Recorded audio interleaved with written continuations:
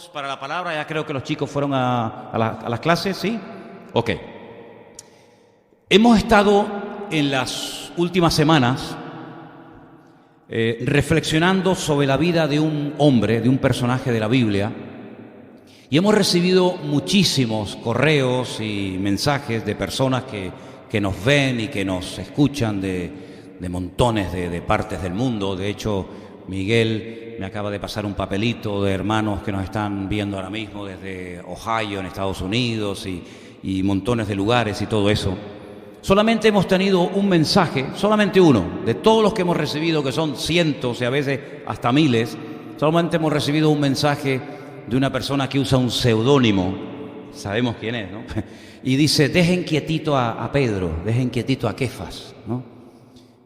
Bueno, esto, dentro de miles de mensajes, el que una persona haya dicho eso, pues no tiene ninguna importancia.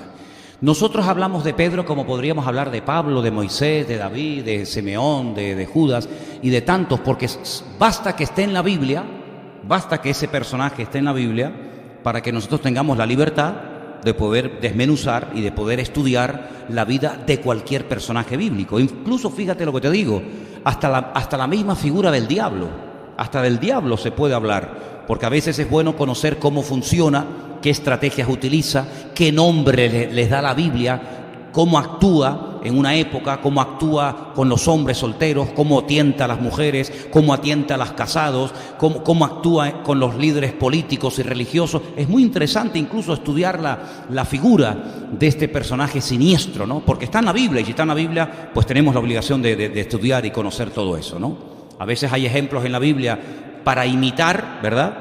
Y a veces hay ejemplos en la Biblia para no imitar. Si estudiamos la figura de Judas Iscariote, hombre, evidentemente lo estudiaremos, pero no para terminar haciendo lo que él hizo, que fue traicionar al Señor, venderlo, sino para no hacerlo, ¿verdad? Y estudiamos la vida de Pedro porque a mí me parece un hombre muy interesante. Porque hay algo que me llama mucho la atención de Pedro, y es que la Biblia lo presenta como un hombre con todo tipo de debilidades y de imperfecciones de carácter. Es decir, muy humano. La Biblia no oculta que negó al Señor. ¿Ustedes cómo hubieran llegado a tener la información de que Pedro negó al Señor si no hubiera sido por la Biblia? ¿Hay alguna otra fuente de información que nos proporciona ese dato? ¿Verdad que no? ¿Por qué la Biblia lo cuenta? ¿Por qué la Biblia algo tan grave, algo tan feo como es negar públicamente al Señor, por qué no guarda silencio y por qué no dice, bueno, esto que nadie se entere? Es decir, los cristianos del siglo IV, por ejemplo, después de Cristo, sabían que Pedro negó al Señor. Y los hermanos de la Edad Media sabían que Pedro negó al Señor. Y los hermanos del siglo pasado también lo sabían, y nosotros también lo sabemos. ¿Y cómo lo sabemos? Porque la Biblia nos lo cuenta. Porque la Biblia no oculta las realidades del ser humano. La Biblia no oculta que Adán y Eva pecaron. La Biblia lo cuenta con pelos y señales. La Biblia no oculta que David, el gran siervo de Dios, un día pecó. Y podía haber dicho el Señor, bueno, eso no lo cuentes. Que nadie nunca se entere que mi siervo David, el hombre más cerca de mi corazón, un día pecó. No, sino que la Biblia inspiró a los autores que escribieron esos relatos para que todos los cristianos de todas las épocas y de los 5 continentes supiéramos que un día David cometió un pecado terrible. La Biblia no oculta que Elías pasó por un tiempo de desánimo. Incluso le pidió al Señor, no aguanto más, quítame la vida. La Biblia no lo oculta. La Biblia no oculta el pecado de Acán, aquel hombre que dice que fue a la batalla a pelear a la ciudad de Jericó y se apropió de cosas que no podía tomar. La Biblia podía haber dicho, silencio, que nadie se entere. No, la Biblia lo cuenta. La Biblia no oculta el conflicto, la disputa, el problema que hubo entre 2 grandes hombres de Dios, entre Bernabé y Pablo. Podía haber dicho Lucas, bueno, ¿esto para qué lo vamos a contar? ¿Para qué tienen que saber los hermanos del Centro Evangélico Vida Nueva o los hermanos que nos ven y nos escuchan que un día Pablo y Bernabé tuvieron un problema? Eso no lo cuentes, que nadie se entere. No, la Biblia es muy clara en cuanto a las debilidades, en cuanto a los pecados de las personas. Y yo creo que una de las razones por las cuales el Señor no oculta, digamos, lo negativo o lo pecaminoso de las personas es para que no tengamos un falso concepto, una idea equivocada, errónea de dichas personas. Claro, si vemos a Abraham, a Moisés, a David, a Salomón y a todos los personajes de la Biblia siempre haciendo cosas maravillosas, nunca pecando, nunca cometiendo ningún tipo de equivocaciones, hermanos, sinceramente uno diría, esta gente más que seres humanos eran superhombres. Nunca pecaban, nunca se desanimaban, nunca eran tentados, nunca cometieron ningún pecado. No, en absoluto, en absoluto. Es más, hay un versículo en la carta que Santiago escribe que dice que Elías, fíjate de quién estamos hablando, uno de los profetas más grandes que jamás ha existido, Santiago dice que Elías era un hombre sujeto a pasiones semejantes como las de todos los hombres de toda la historia de la humanidad. Exactamente igual. Tenía sus altos y sus bajos, como tú y como yo. ¿Cuántos dicen amén? ¿O tú después de conocer al Señor no has pecado nunca? No, yo pequé antes de conocerle. Sí, yo también. ¿Y después de conocerle? ¿Ya no pecaste más? No me digas. Ni uno se escapa, hermanos, ni uno. Pues mira, estamos estudiando la vida de Pedro precisamente por eso.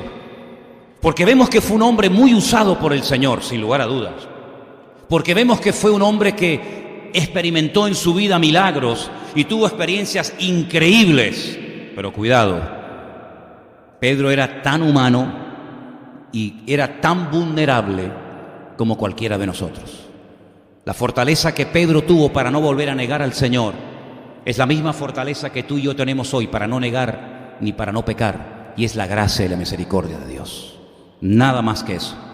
No es que hayamos llegado a un nivel que ya el pecado no nos tienta, ni las tentaciones. No, olvídate. Si no fuera por la gracia y por la misericordia de Dios, ninguno de nosotros podríamos estar en pie en esta tarde ante la presencia del Señor. Créelo, Ni siquiera en eso podemos presumir, sino que toda la gloria, como hemos cantado, sea para nuestro Dios. Arrancamos con Pedro y lo hemos visto negando al Señor, sí, pero lo hemos visto restaurado por el Señor. ¿Cuántos lo recuerdan? Hemos visto a Pedro en el aposento alto con iniciativa. Hemos visto a Pedro lleno del Espíritu Santo en el día de Pentecostés, Hechos capítulo 2. Lo hemos visto predicar en público. Lo hemos visto orar por un cojo de nacimiento, Hechos capítulo 3, diciéndole aquella frase célebre: no tengo ni plata ni oro, mas lo que tengo te doy, en el nombre de Jesucristo levántate y anda. En los años 60 un periodista fue a visitar al Papa Juan XXIII al Vaticano y, observando la Capilla Sistina y todas las cosas que allí están expuestas, le dijo el Papa Juan XXIII a este periodista: como usted puede comprobar, no podemos decir como Pedro, no tengo ni plata ni oro. Y el periodista dijo: efectivamente, su santidad tiene mucha plata y mucho oro, es verdad. Pero qué lástima que no puedan terminar de decir lo que también dijo Pedro: pero en el nombre de Jesucristo levántate y camina. ¿Verdad? Hemos visto a Pedro amenazado por las autoridades políticas y religiosas de la época, diciéndoles: no prediquen ni hablen nunca más de ese hombre. No queremos que se sigan haciendo milagros y prodigios y maravillas y que la gente cambie por el poder de ese Cristo que ustedes nos echan la culpa de que lo matamos nosotros. Y hasta ahora todo va de maravilla. Pedro cae, se levanta, es restaurado, es lleno del Espíritu Santo, pierde el temor a hablar en público, cosa que a mí también me tuvo que pasar, porque no había peor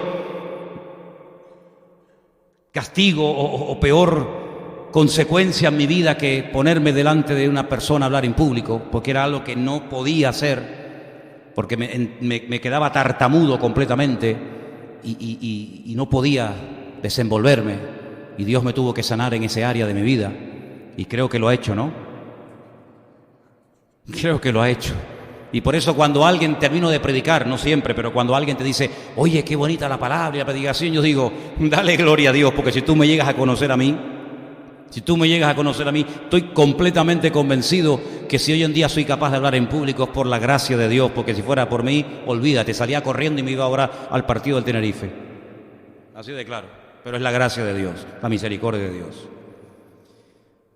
Y hasta ahora todo va muy bien. El jueves, cuando terminé de leer el capítulo 4, leímos por primera vez, en unos breves versículos, la historia de un hombre que se llamaba José, pero que los discípulos le cambiaron el nombre. Vamos a leerlo. Estamos en Hechos. Seguimos en el libro de los Hechos, capítulo 4. Los cristianos vivían juntos, no había necesidades entre ellos, había una solidaridad y un espíritu de generosidad tremendo entre los hermanos. Y el capítulo 4 termina hablándonos de este personaje. Leo en el versículo 36, 4:36 de Hechos. Entonces José, a quien los apóstoles pusieron por sobrenombre Bernabé, que traducido es hijo de consolación, que era un levita natural de la isla de Chipre, como tenía una heredad, la vendió y trajo el precio y lo puso a los pies de los apóstoles. Es la primera vez que yo veo en el libro de los Hechos una persona que tiene una propiedad y la vende y da todo el dinero a la iglesia. La pone a los pies de los apóstoles, es decir, somete la decisión de lo que se va a hacer con ese patrimonio, con ese dinero, al criterio de los apóstoles. Eso significa la expresión que puso el dinero a los pies de los apóstoles. No significa que vino y es así, toma, se lo tiró, sino como decir, mira, ahí está el dinero, ustedes administrenlo como crean conveniente. Y así termina el capítulo 4. Y hasta ahora, repito, todo va de maravilla. Pero el primer pero que encontramos en el libro de los Hechos de una mancha, de algo negativo, la encontramos en el capítulo 5. Y es de ese capítulo del que yo quiero hablar esta tarde y sobre todo de esa historia. Capítulo 5 del libro de los Hechos empieza con la palabra pero, muchos milagros, muchas sanidades, multitudes que se convierten, poder y autoridad por donde quieras y cuando quieras, pero, ay amigo, ¿se acuerdan un mensaje que yo di hace años hablando acerca de los peros de la Biblia? Has sufrido, has tenido paciencia, has probado a los que se dicen ser apóstoles, pero, tengo contra ti que has dejado tu primer amor. Los peros, qué feos son, ¿verdad? En la vida de todos nosotros hay un pero. Es un buen hombre, es una buena hermana, muy agradable, muy simpático, muy cariñoso, muy no sé qué, muy tal, ¿verdad? Pero, seguramente si le preguntas a tu mujer, dime, háblame, dice, sí, pero... que sí, no se lo pregunte porque te vas a salir con una depresión terrible del culto. Todas las iglesias tienen un pero, todas, esta también, 1, 2, 3, 20 pero. Y cantan, sí, alaban, la música, tal, la pantalla, no sé qué, el internet, que le vende aquí, que le vende allá, pero. Todos tenemos un pero. Manolo sí, Manolo, el pastor, pero. Tú también tienes pero, no me mires ahora con cara de guardia civil, Todos tenemos peros.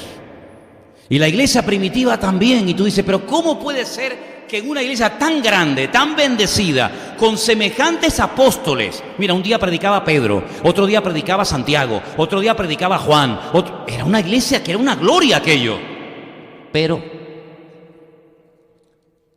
había un hombre llamado Ananías, con Zafira, su mujer, vendió una heredad, fíjate, igual que Bernabé, vendió una heredad, y este dice, pues si él vendió una heredad, yo ¿por qué no lo puedo hacer?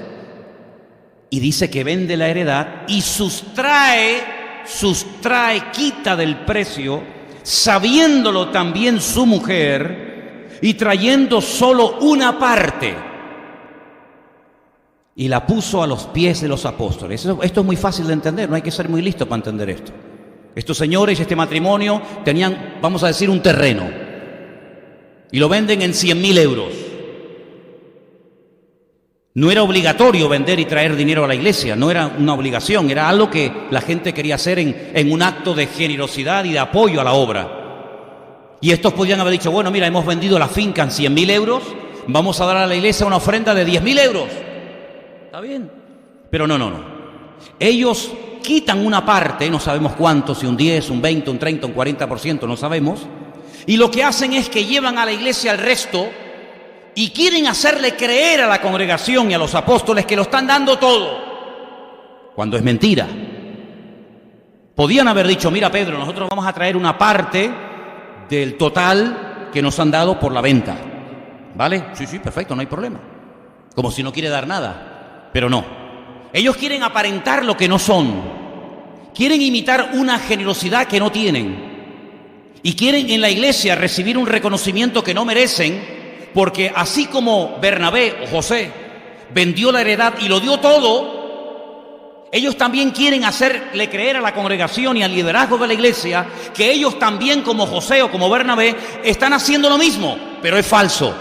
Han sustraído una parte, pero quieren hacerle creer a la iglesia que son muy generosos y que son un matrimonio muy solidario con la obra y que lo están dando todo a la obra. ¿Me entendéis? ¿Y entonces qué pasa? Pues dice la Biblia en el versículo 3 que Pedro le dice a Ananías: ¿por qué Satanás llenó tu corazón para que mintieses al Espíritu Santo y sustrajeses del precio de la heredad? A ver, ¿por qué actúa de esta manera? ¿Qué necesidad tienes de meterte en este lío? ¿Es que acaso es bíblico tener que vender lo que tenemos para darlo a la obra de Dios? No. Es algo que tú has sentido hacer. Es algo que tú quieres hacer como otros hermanos lo han hecho, pero lo estás haciendo mal, para llevarte una gloria que no mereces. Reteniéndola, le dice Pedro, argumento que les acabo de explicar. ¿No se te quedaba a ti y vendida no estaba en tu poder? ¿Por qué pusiste esto en tu corazón? No has mentido a los hombres, sino a Dios. Es decir, lo que estás tratando es de hacerle creer a Dios, al mismísimo Dios, que eres un hombre tremendamente solidario y una persona tremendamente generosa para con su obra. Y no es verdad, no es así tu corazón. Y entonces, ¿qué es lo que ocurre?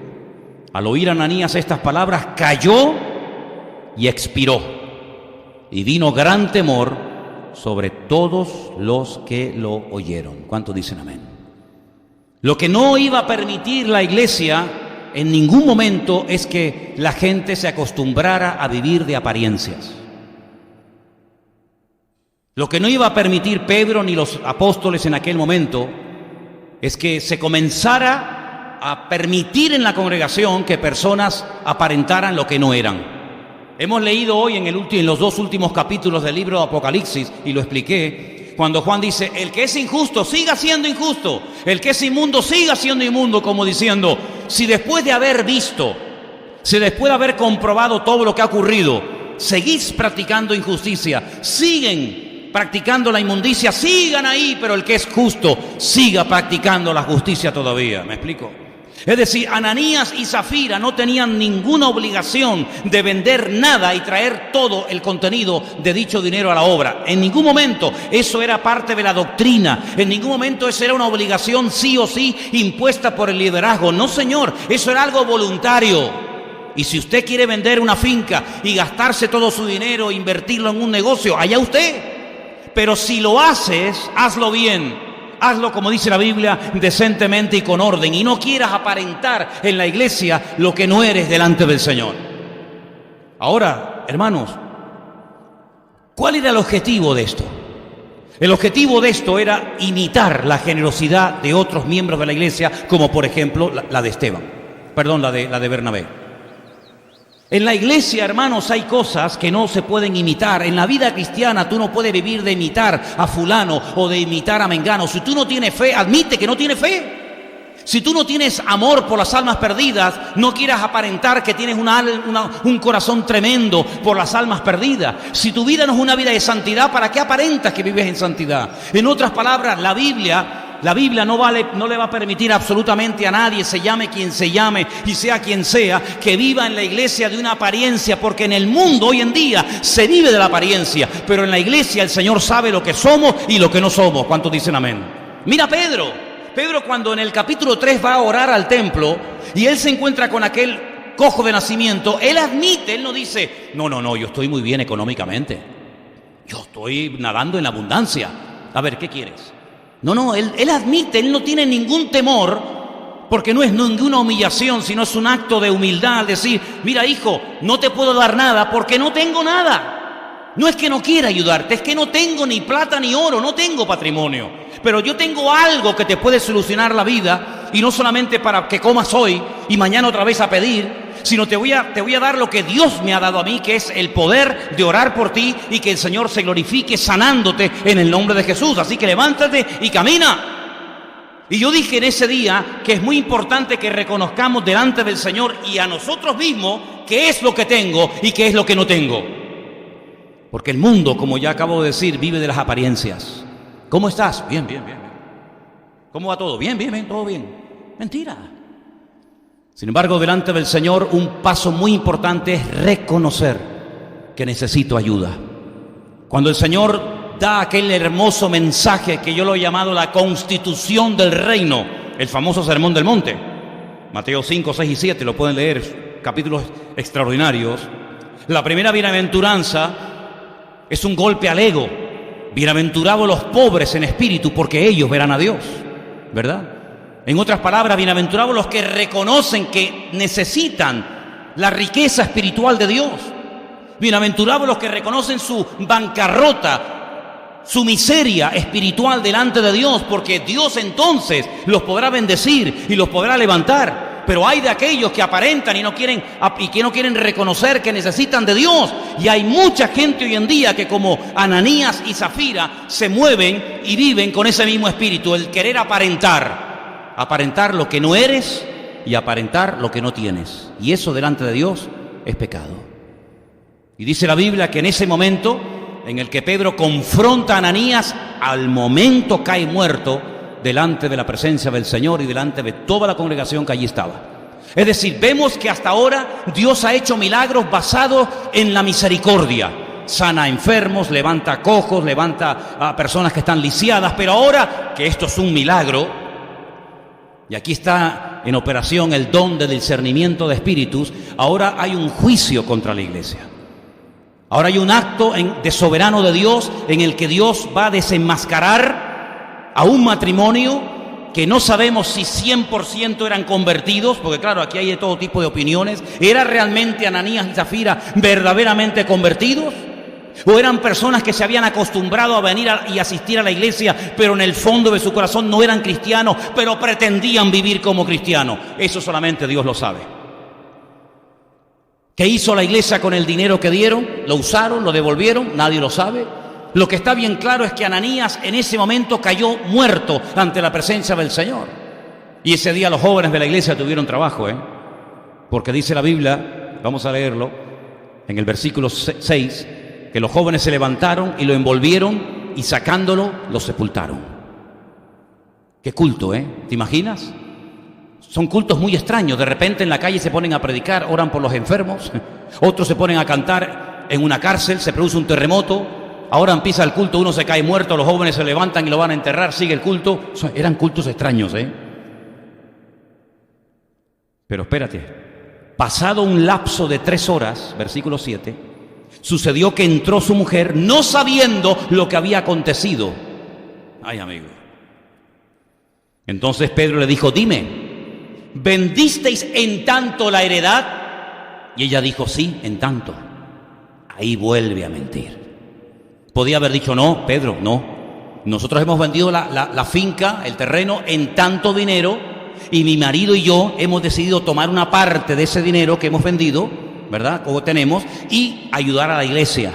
Pero cuando Pedro le dice, ustedes vendieron la finca en tanto dinero, ella no reconoce que está mintiendo, sino que vuelve otra vez a insistir diciendo, sí, efectivamente, en ese dinero fue el que nos dieron. Ay, amigo, desaprovechó una oportunidad de oro. Yo siempre he dicho, hermanos, que en la vida cristiana, en la vida misma, se van a presentar oportunidades. Aprovéchalas. Aprovecha las oportunidades que Dios te da. Dice la Biblia, y el domingo pasado lo decía, si oyereis hoy su voz, no endurezcáis vuestros corazones. Eso de que, bueno, ya mañana lo voy a pensar, no te jactes del día de mañana, dice Proverbios 27:1, porque tú no sabes qué dará de sí el día. Entonces ella dice, sí, en tanto la hemos vendido. Y entonces, ¿qué ocurre? Versículo 9, Pedro le dijo, ¿por qué convinisteis en tentar al Espíritu del Señor? He aquí a la puerta los pies de los que han sepultado a tu marido. y también te van a sacar a ti ahora mismo. Al instante ella cayó a los pies de él y expiró. Y cuando entraron los jóvenes, se encontraron otro fiambre. Ya habían sacado a uno. Y dice, pero ¿qué pasa hoy en el culto? Como sigan así, vamos a tener que montar una funeraria Vida Nueva. Que vamos a enterrar a uno, ahora a otro. Bueno, Pedro, mátalos a todos de golpe para que no estemos entra, sale. Entraron los jóvenes, la hallaron muerta, la sacaron y la sepultaron junto a su marido. Y ahora dice versículo 11, y vino gran temor sobre toda la iglesia y sobre todos los que oyeron estas cosas. Vamos, como para pasarse, como para pasarse con Pedro. Pues dice, ¿se acuerdan ustedes aquella historia cuando el profeta Elías sube a lo alto de una montaña? Todo esto está en el Antiguo Testamento. Y dice la Biblia que un rey lo manda a llamar y manda a un capitán con, creo que eran 50 soldados, y desde el valle grita al varón de Dios, al profeta que está en lo alto de la montaña, y le dice, varón de Dios, baja que el rey te está llamando. Así como tomándoselo un poco a la ligera, ¿no? Eso de varón de Dios. Y le dice el profeta que está arriba en la montaña, si verdaderamente yo soy un hombre de Dios, que caiga fuego del cielo ahora mismo. Y ¡fum! Cayó fuego y se los cargó a todos. El rey dice, mándame a otros 50 con el correspondiente capitán.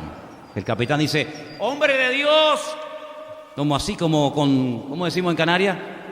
Con tintín, con rintintín, ¿no? Si eres hombre de Dios, baja. Y le dice Elías, si yo soy verdaderamente hombre de Dios, que quede bien claro hoy delante de ti. ¡Bum! Y cayó fuego del cielo. ¿Sabes cómo fue el tercer grupo? Se tiraron en tierra. Le dijeron, por tu madre, Elías, por favor, Elías, hombre de Dios, baja. Ok. El respetito es muy bonito, decimos en Canarias.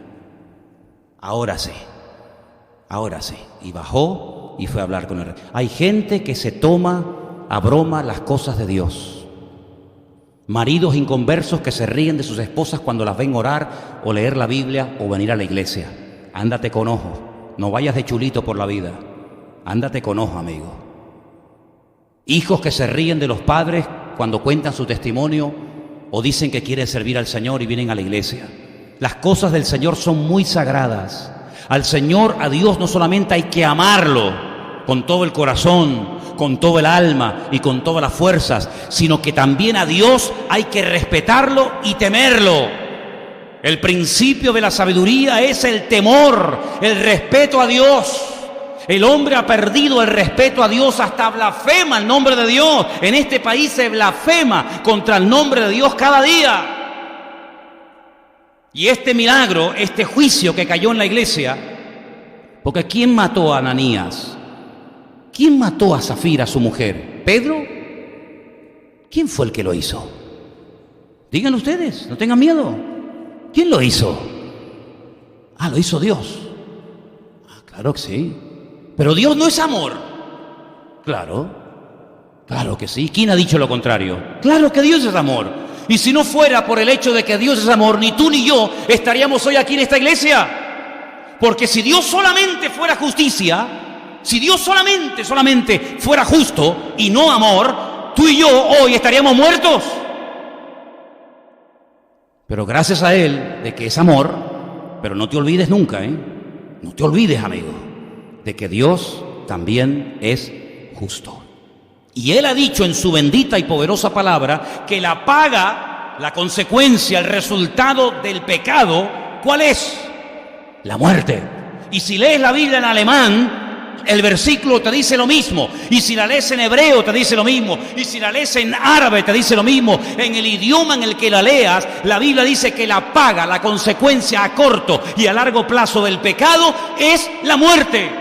Lo que pasa es que hay algo que al hombre le da como una falsa confianza. ¿Sabes cuál es? Que Dios, cuando cometes un pecado, generalmente no te condena o no te juzga al momento. Y eso es lo que le da alas al pecador, decir, ¿ves? Mira, ¿qué? Tú vas a la iglesia, te vas de santita, vas a la iglesia, no sé qué, yo acabo de pecar, acabo de hacer esto y a mí no me ha pasado nada, ¿Te das cuenta? Esa es la falsa confianza, el filo de la navaja, en la que muchos viven. Y sacan pecho y presumen del pecado. Dice David, ay de aquellos que son valientes para emborracharse. Ay de aquellos que tienen valor para pecar, pero no tienen valor para confesar que el Señor es el Señor de señores y el Rey de reyes. Ay de aquellos que tienen valor para el mal, pero son cobardes para hacer la voluntad de Dios en su vida. Amén, hermanos. Pero en este caso no fue así. En este caso la justicia de Dios fue fulminante. Primero el marido y después la mujer. Y los dos fuera. Y dice que vino gran temor a la iglesia. ¿Saben una de las cosas que yo noto en muchos que se llaman cristianos? Que se toman la vida cristiana a la ligera. Pero sin embargo después los ves en su puesto de trabajo con una puntualidad y con una seriedad alucinante. Pero luego llegan tarde al culto, vienen cuando les da la gana, cuando quieren leen la Biblia, cuando quieren no la leen. Ahora me congrego, mañana no me congrego. Ahora oro, mañana no oro. Sin embargo, cuando los ves en su puesto de trabajo o en sus estudios o en su carrera o a lo que se dediquen, son puntuales. No se les ocurriría nunca llegar siempre tarde al puesto de trabajo porque sabes que te echan a la calle, amigo, ¿verdad? Nunca te plantea decir, mañana que es lunes, mañana es lunes, ¿no? ¿Sí o no? Mañana no voy a trabajar. Me duele un poco la espalda.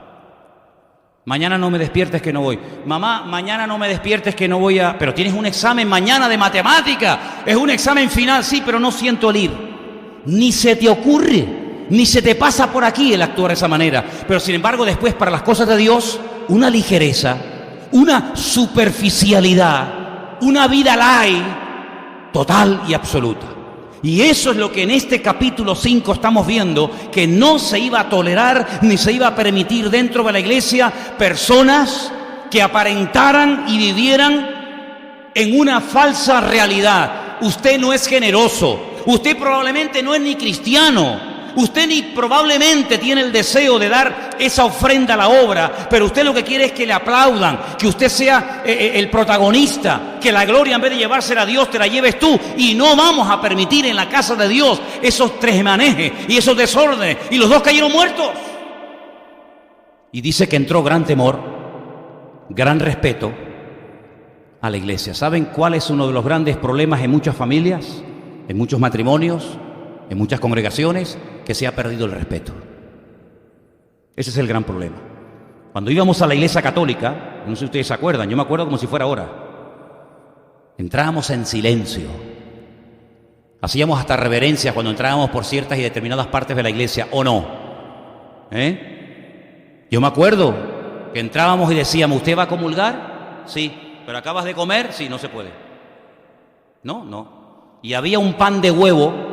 En Las Palmas, donde yo estudiaba en los salesianos, había un pan así de grande que se llamaba pan de huevo y me encantaba. Pero cuando teníamos que comulgar no podíamos comernos el pan de huevo ni el bocadillo que nos hacía nuestra madre, porque era pecado comulgar si no habías comido. Y había un respeto y había una educación que se ha perdido. Y claro, como ahora decimos que Dios no vive aquí, como ahora decimos que esto es un local que utilizamos para predicar la palabra, unos entran corriendo, el otro se pone a hablar del partido de fútbol de ayer en plena iglesia, el otro llega tarde, el otro le está hablando al otro mientras el pastor predica, y se ha perdido ese respeto. Y la pregunta es, ¿cómo podemos recuperar eso? ¿Cómo se puede volver a recuperar el respeto de los hijos hacia los padres?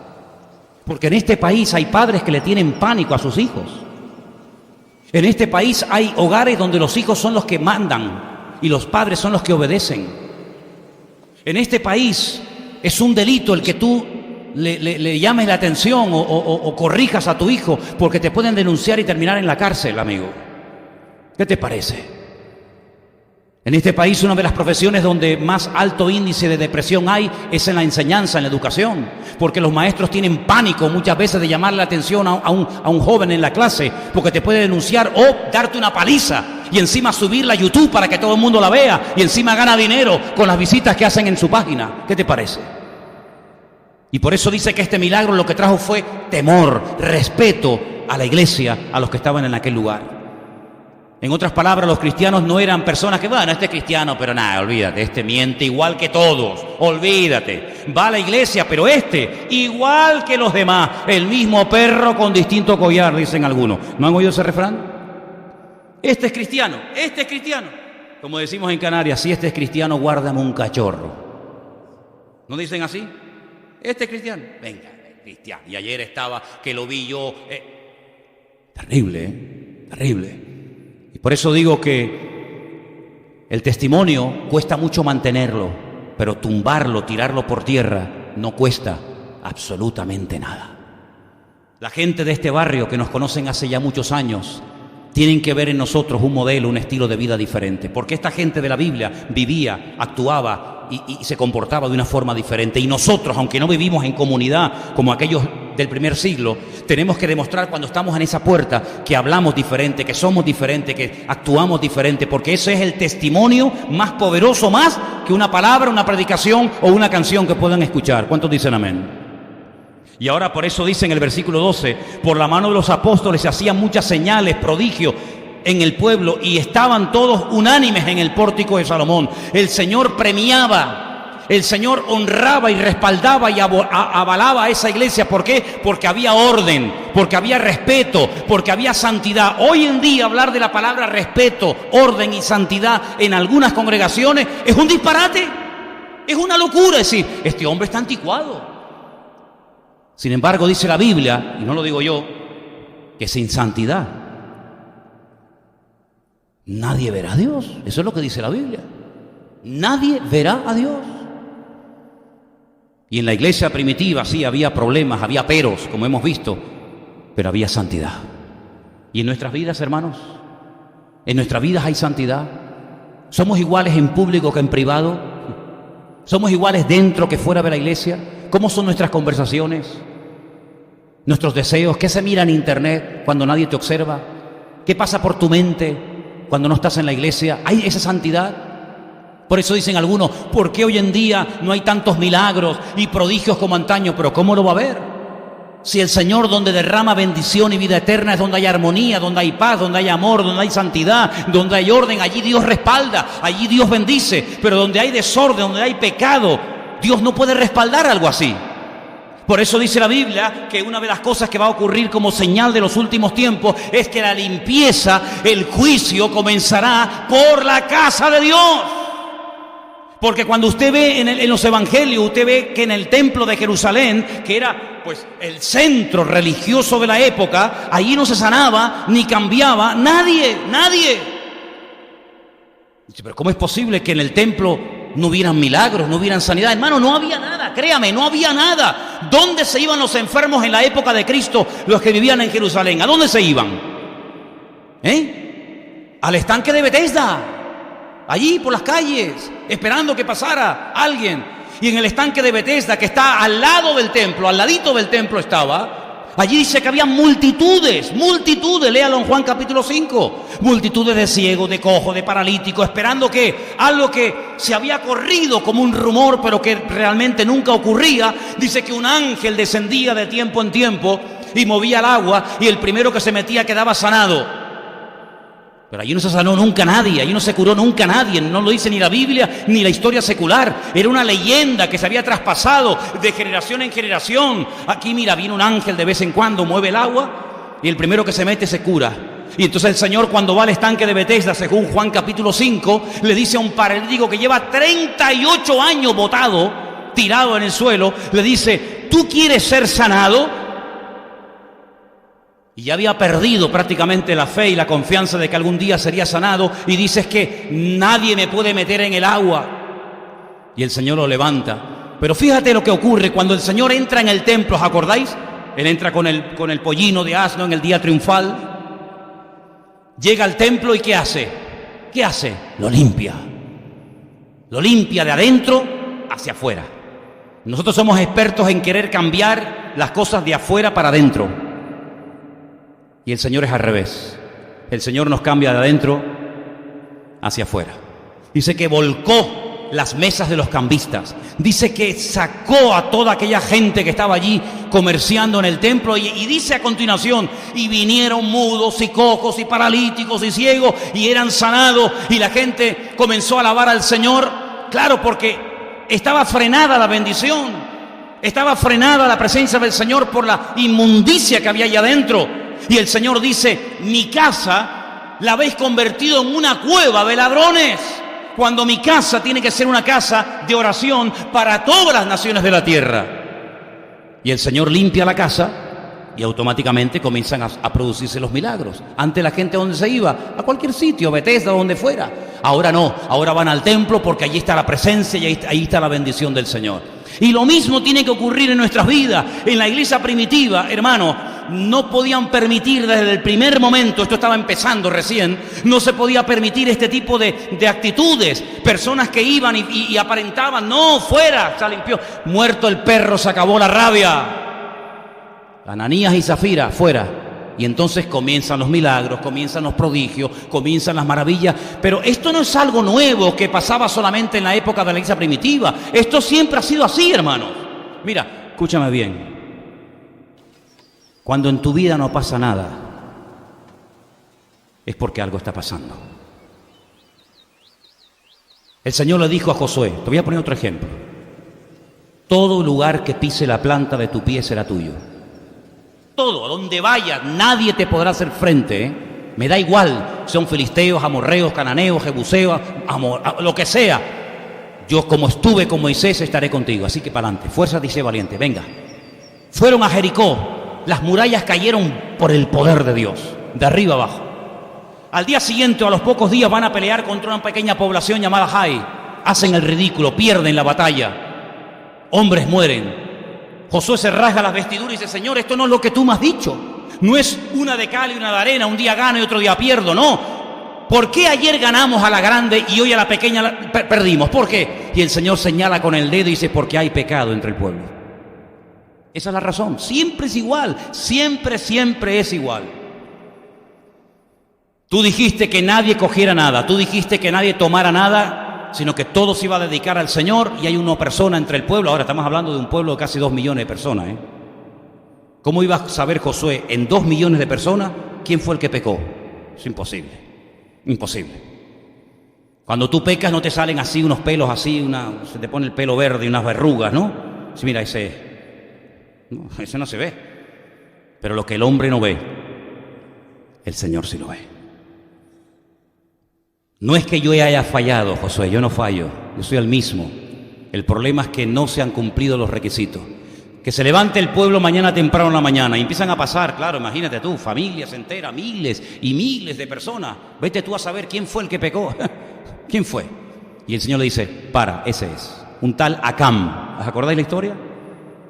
Dice, quítalo de en medio, quita el cáncer del medio. Cuando quitaron al personaje este del medio, dice, ahora vete a pelear otra vez.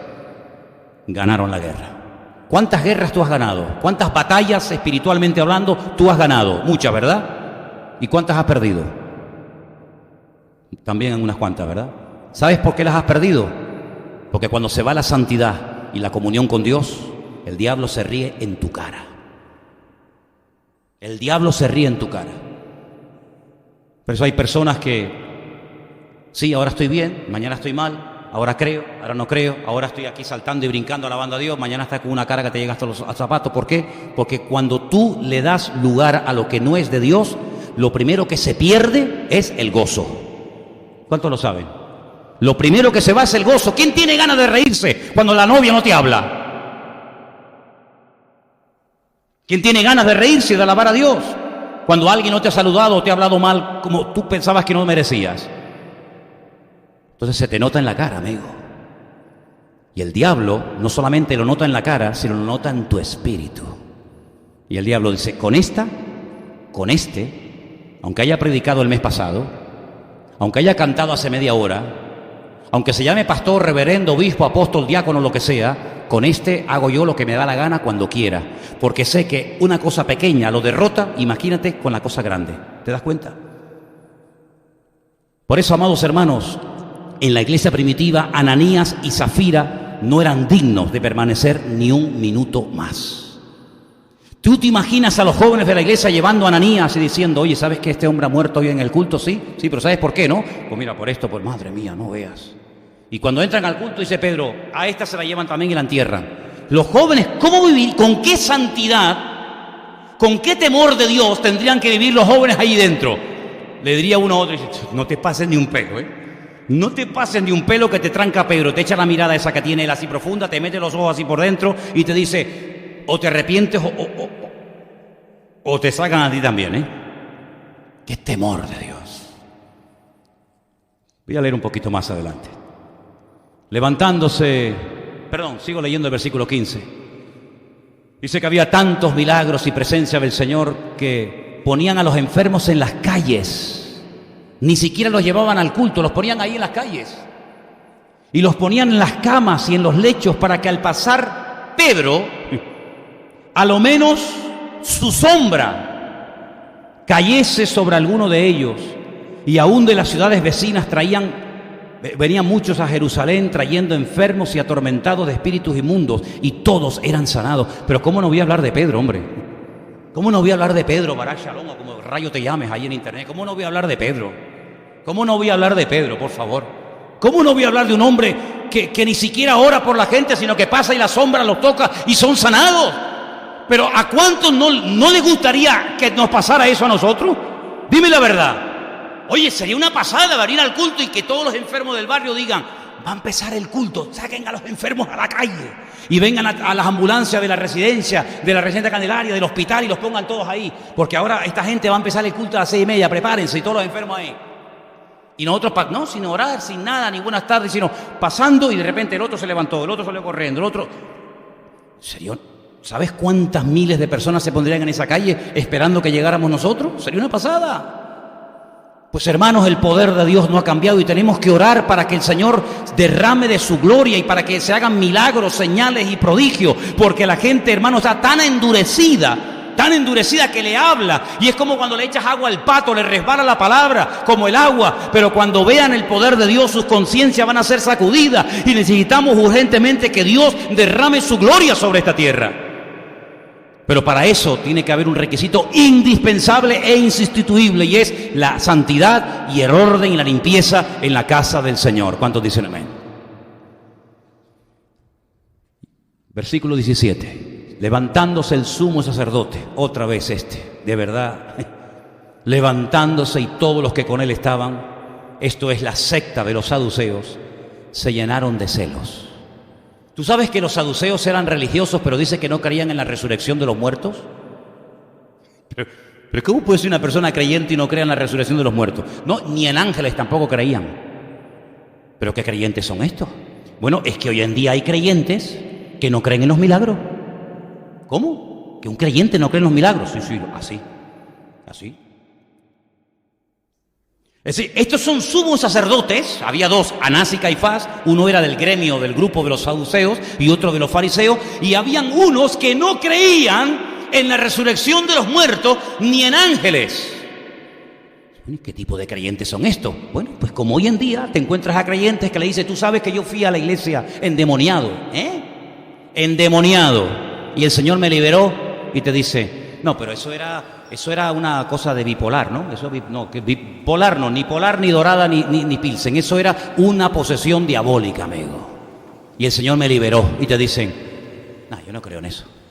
Pastores que dicen que ya no hay milagros, como los saduceos, y estos eran los que tenían poder y autoridad. Increíble. Y entonces dice, le echaron mano a los apóstoles y los pusieron en la cárcel pública, mas un ángel del Señor, abriendo de noche las puertas de la cárcel, los sacó fuera y les dijo, id y puestos en pie en el templo, anunciad al pueblo todas las palabras de esta vida.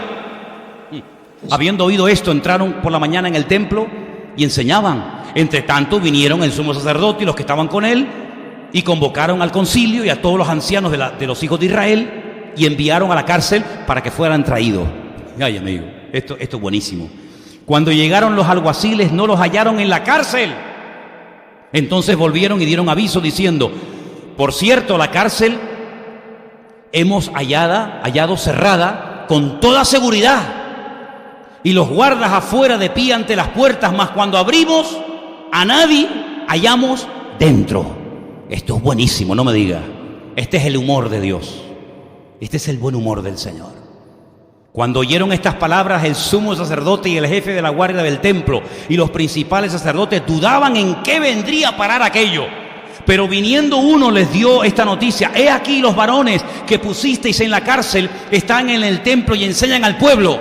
Entonces fue el jefe de la guardia con los alguaciles y los trajo sin violencia. Qué educaditos, tranquilito. Ya. Porque temían ser apedreados por el pueblo. Le tenían más miedo al pueblo que a Dios. ¿Qué es lo que pasa muchas veces? No quieren perder poder, no quieren perder autoridad, quieren seguir mangoneando las conciencias, aunque Dios lo tengan en contra, pero no quieren perder el prestigio. Entonces, no, vengan, que queremos hablar con ustedes, chicos, vamos a tener una reunión de oración. ¿Qué les parece, muchachos? Cuando los trajeron, les presentaron al concilio y el sumo sacerdote les preguntó diciendo: ¿no os mandamos estrictamente que no enseñarais en ese nombre? Y ahora habéis llenado a Jerusalén de vuestra doctrina y queréis echar sobre nosotros la sangre de ese hombre. Ahí viene Pedro otra vez, bendito sea Dios. Ahí viene Pedro otra vez. A este, como lo pincharas un poco, amigo, como pincharas un poco a Pedro, salta Pedro y dice: es necesario obedecer a Dios antes que a los hombres. El Dios de nuestros padres levantó a Jesús, a quien vosotros matasteis colgándole en un madero. Otra vez le vuelve a dar con la metralleta. A este Dios ha exaltado con su diestra por príncipe y salvador, para dar a Israel arrepentimiento y perdón de pecados. Nosotros somos testigos suyos de estas cosas, y también el Espíritu Santo, el cual ha dado Dios a los que le obedecen. Oyendo esto se enfurecían y querían matarlos. Tú sabes que hay gente que darían lo que fuera por matar a todos los cristianos.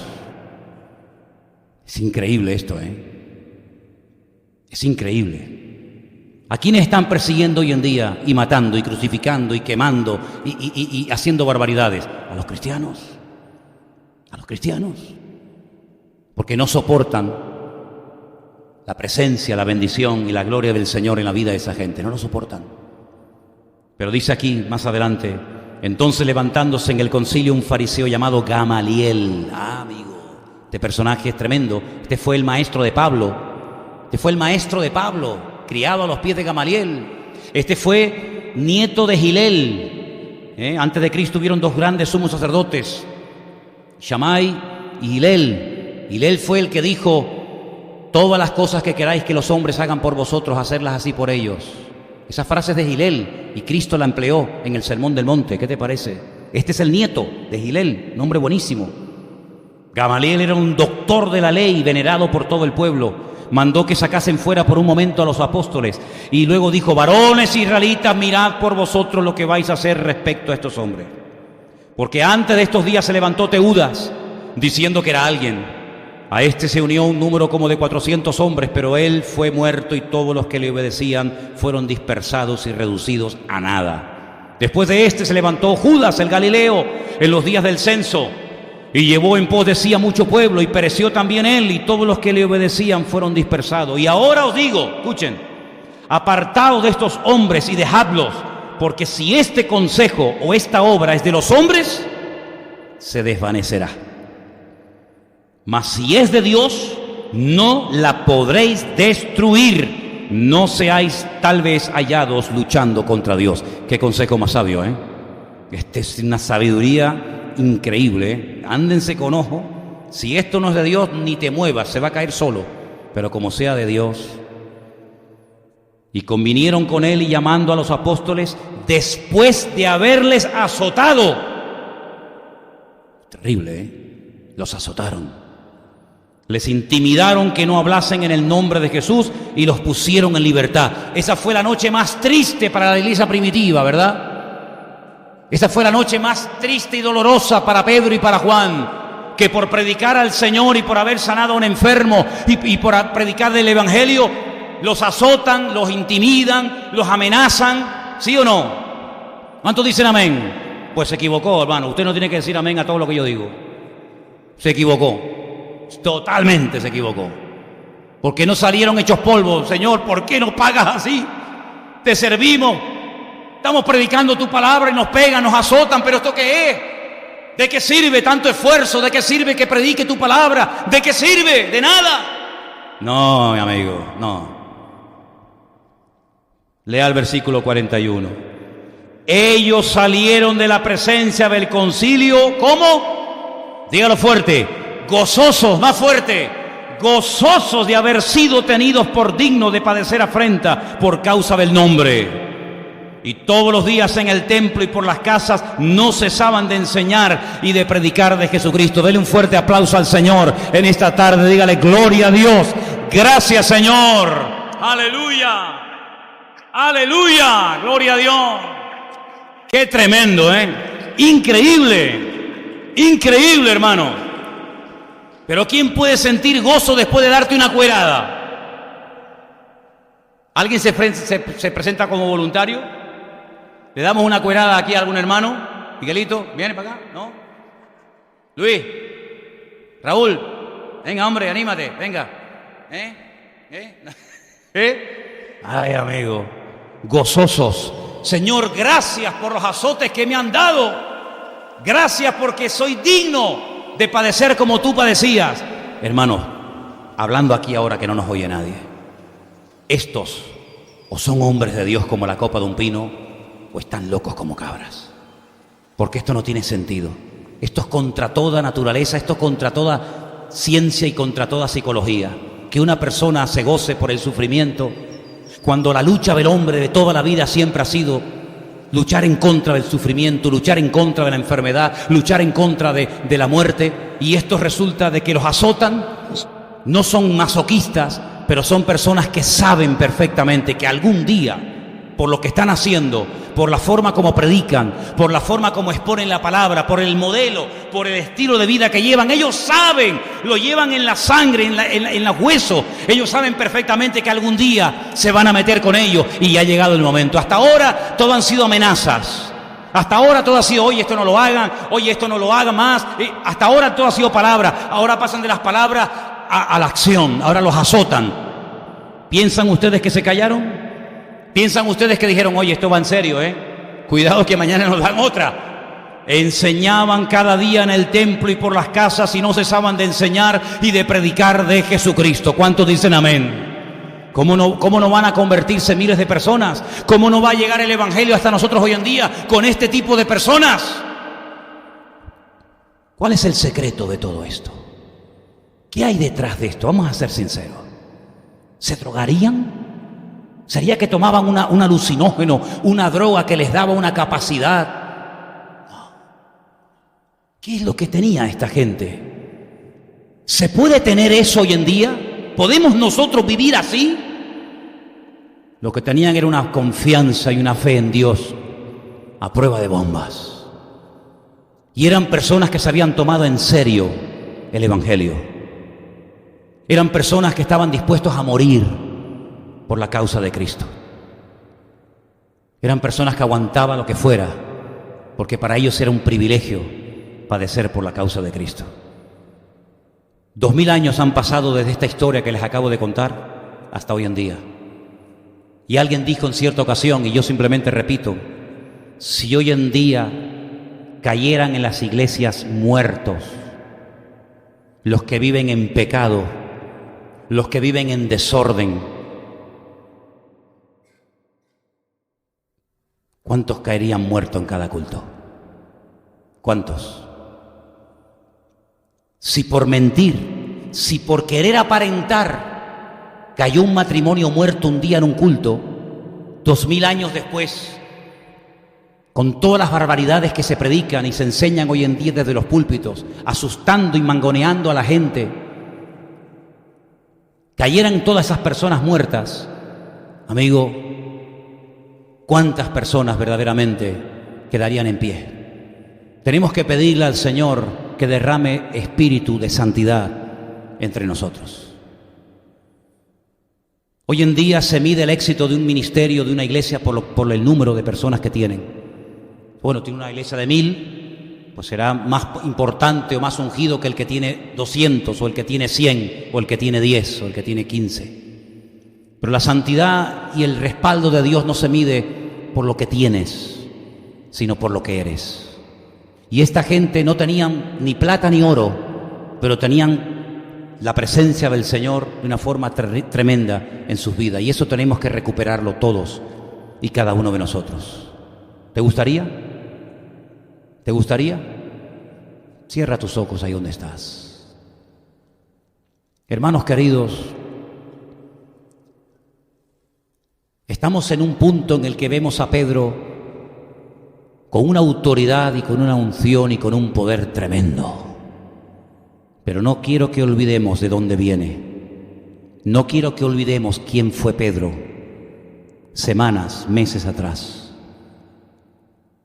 Un hombre que llegó a negar al Señor, un simple pescador en el mar de Galilea, llamado por el Señor, y se dejó tratar y se dejó cambiar por Él.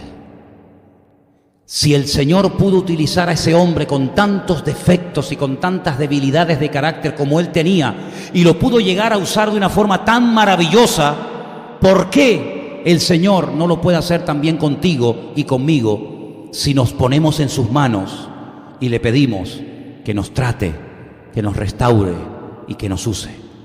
No hay nada que lo impida.